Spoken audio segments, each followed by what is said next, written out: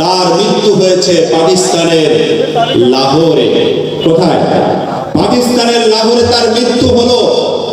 আর তার দাফন হলো কোথায়? দাফন হচ্ছে ভারতের গুরুদাসপুর জেলায় কাদিয়ান নামক গ্রামে।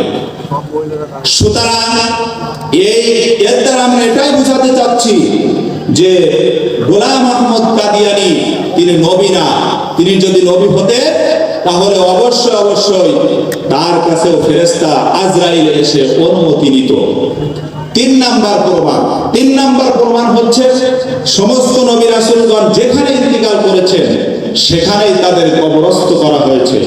কিন্তু গোলাম আহমদ কাদিয়ানী এই ভণ্ড, এই জালেম, এই কাযযাব, এই কাফের, এর মৃত্যু হয়েছে পাকিস্তানের লাহোরে।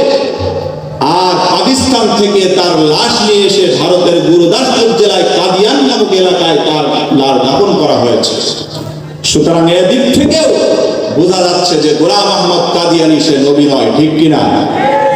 সম্মানিত ভাইরা, সুতরাং যেহেতু আল্লাহ তাআলা বলেছেন ওয়াফাতামান নাবিয়্যিন, মুহাম্মদ সাল্লাল্লাহু আলাইহি ওয়াসাল্লাম হচ্ছেন সর্বশেষ নবী, তারপরে আর কোন নবী রাসূল পৃথিবীর বুকে আসবে না।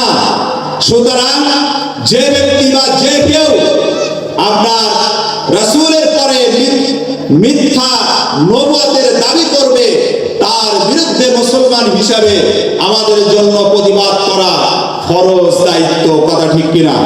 সুতরাং গোলাম আহমদ কাদিয়ানী সহ পৃথিবীতে আর কেউ যদি এইভাবে আপনার রাসূলের পরে যদি মিথ্যা নবুয়তের দাবি করে, নবী হিসাবে নিজেকে যদি দাবি করতে চায়, আত্মপ্রকাশ করতে চায়, রাসূলের সম্মানকে অক্ষুণ্ণ রাখার জন্য, রাসূলের ইজ্জতকে রক্ষা করার জন্য যদি ময়দানে যাওয়া লাগে, যদি প্রতিবাদ করা লাগে, যদি মিছিল করা লাগে, যদি রক্ত দেওয়া লাগে, যদি জান দেওয়া লাগে, কারা কারা রাজি আছেন? দুই হাত দেখতে চাই।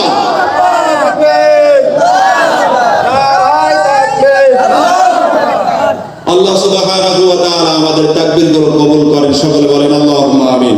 সম্মানিত